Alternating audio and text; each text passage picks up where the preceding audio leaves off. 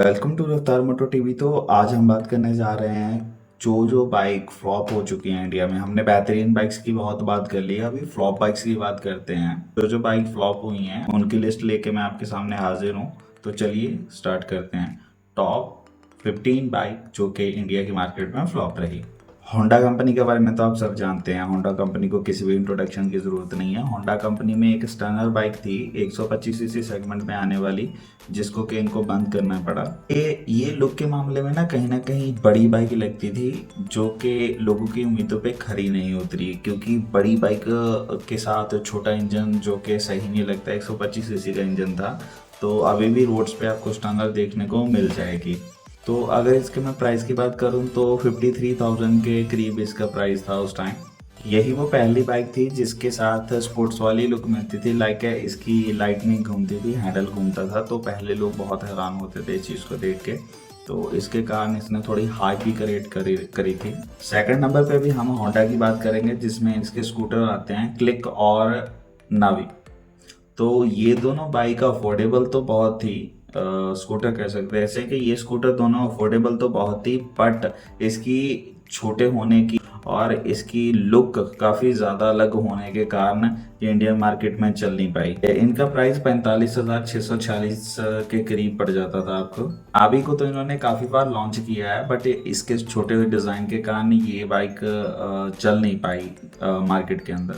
2020 में इसको 45,640 प्राइस के अंदर ही बंद कर दिया गया। अब हम अगर बजाज की बात करें तो इसमें भी काफ़ी ब्रांड्स को बंद करना पड़ा, जैसे कि एक्सीडी बहुत ही कमाल की बाइक आती थी, बट इसकी जो पॉपुलैरिटी थी वो पल्सर 135 ने ले ली थी। तो एक्सीडी लेने की बजाय लोग पल्सर 135 लेना ज़्यादा पसंद कर रहे थे। इसकी सेल कम होने के कारण इसको बंद करना पड़ा। जो इसका लास्ट प्राइस था 47,300 था। हीरो की बात करते हैं। आजकल जानी मानी है, इंडिया में सबसे ज़्यादा सेल होने वाली इनकी स्प्लेंडर होगी, मेस्ट्रो होगी, और भी ज़्यादा बाइक्स और स्कूटर हैं जो सेल होने वाले हैं। बट इनकी एक इम्पल्स गाड़ी आई थी 2011 के करीब इनकी गाड़ी आई थी, जो कि उस टाइम एडवेंचर के राइडर्स बहुत कम थे, तो ये चल नहीं पाई थी। बट काफ़ी लंबी सोच रखते थे, क्योंकि अभी एडवेंचर लोगों ने स्टार्ट की है चलानी, जो लॉन्च करनी स्टार्ट करी है। बट हीरो ने बहुत पहले ही 2011 के अंदर ही इम्पल्स नाम की एडवेंचर गाड़ी लॉन्च कर दी थी। आपको 150 सीसी के इंजन में मिलती थी, जिसका प्राइस नियर अबाउट 60,000 था। इसके बाद हीरो की बात करें तो हीरो ने अचीवर नाम की गाड़ी निकाली थी, जो 2020 में बंद कर दी गई। इन्होंने 2020 में जब बंद करी, BS6 में इन्होंने अपडेट नहीं करी अपनी गाड़ी।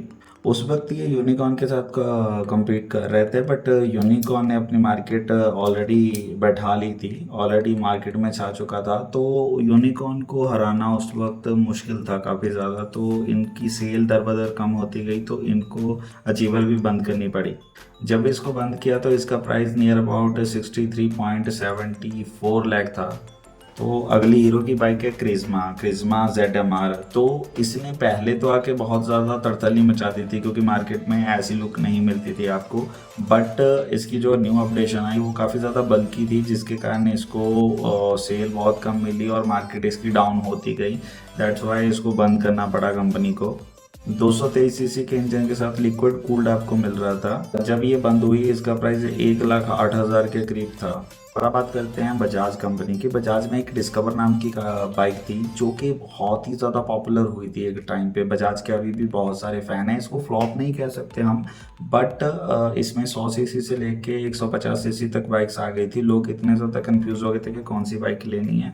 अभी भी बहुत सारी बाइक्स है जिसमें ड्यूल चैनल ABS, ब्रेकिंग जो कि विदाउट ABS, ऐसी बाइक्स आती हैं जिसमें लोग कंफ्यूज हो जाते हैं। तो इसी कंफ्यूजन के चक्कर में डिस्कवर बाइक बंद हो गई। इसको बंद करते वक्त इसका स्टार्टिंग प्राइस 61,500 था। नेक्स्ट बाइक की बात करूं तो बजाज विक्रांत, जो कि इंडिया के प्राउड की तरफ ध्यान दिलाया जाता था कि इंडिया का प्राउड है ये। तो बहुत सारे आर्मी लोग वालों ने ली है और भी पुलिस वालों ने ली है, और भी बहुत ज़्यादा सेल हुई है ये, क्योंकि इसमें विक्रांत जो हमारा शिप था उसके पार्ट्स यूज़ किए गए थे। बट अपनी परफॉर्मेंस को ये ज़्यादातर बरकरार नहीं रख सके। 125 सीसी के इंजन के साथ 150 सीसी के इंजन तक आपको ये बाइक मिल रही थी, और जो इसका प्राइस है वो 67,000 से स्टार्ट हो जाता था। आगे टीवीएस की बात करो तो टीवीएस ने विक्टर नाम की अपनी बाइक लॉन्च करी थी। विक्टर तो पहले भी बहुत आता था, हमने बचपन में चलाया भी बहुत है। तो विक्टर जो है 2009 में दोबारा लॉन्च करी गई थी न्यू लुक के साथ, बट इसकी सेल को चलते हुए देख के थोड़े टाइम बाद इनको विक्टर बंद करनी पड़ी। 2016 में लॉन्च किया गया, बट सेल को देखते हुए 2020 तक इसको दोबारा बंद कर दिया गया और BS6 में इसको अपडेट नहीं किया। इसका प्राइस था लास्ट, वो था 55,417 के करीब इसका प्राइस पड़ रहा था आपको। टीवीएस कंपनी की अगली बाइक क्या है, बाइक नहीं कह सकते, स्कूटर कह सकते हैं, वीगो। वीगो 2020 आते आते इन्होंने बंद कर दी, क्योंकि मार्केट में स्कूटर इतने ज़्यादा आ चुके थे कि इसको कम्पीट करना बहुत मुश्किल था। तो इसकी सर्विस और परफॉर्मेंस को देखते हुए इसको बंद करना पड़ा। वीगो का प्राइस जो लास्ट था वो 53,800 रुपये था। तो यामा की बात करूँ तो यामा में इंटरसेप्टर नाम की इनकी एक बाइक आई थी जो कि क्रूजर टाइप थी, बट इसकी मार्केट खाने वाला बजाज ही है। बजाज की जो अवेंजर थी उसने इसकी मार्केट खा ली। 2005 से ही उसने अपना तरथल्ली मचानी स्टार्ट कर दी थी। उसमें क्रूजर काफ़ी ज़्यादा अच्छे कलर आते थे, तो ये 2015 के आते आते यामा ने इसको बंद कर दिया।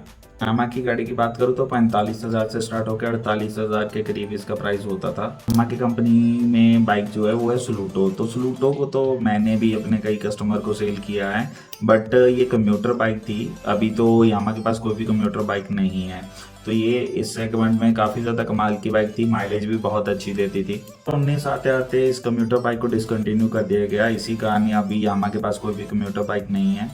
आगे सुजुकी की बात करूँ तो सुजुकी में तो इनको बहुत सारे मॉडल बंद करने पड़े हैं, बहुत सारे लॉन्च हुए हैं, बहुत सारे बंद करे महिंद्रा की तरह ही।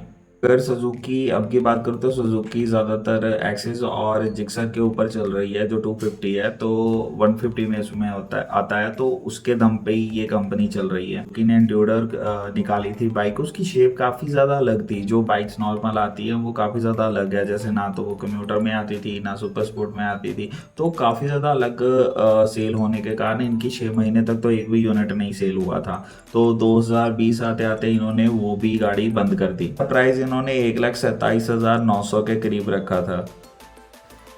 वैसे तो रॉयल एनफील्ड के अंदर बाइक कोई भी जो लॉन्च होती है वो ज़्यादातर हिट ही होती है, बट अब रॉयल एनफील्ड के अंदर भी एक मैनचेस्मा था बाइक जो लॉन्च हुआ था 350 सीसी से 500 सीसी के अराउंड, बट इसको काफ़ी ज़्यादा घाटा पड़ा और कंपनी को ये वाली बाइक बंद करनी पड़ी, क्योंकि इसमें बहुत सारी कमियां थी जो कि नई वाली बाइक्स में नहीं आ रही थी और इसको अपडेट भी नहीं किया गया। दैट्स वाई इसको जल्दी ही बंद कर दिया गया।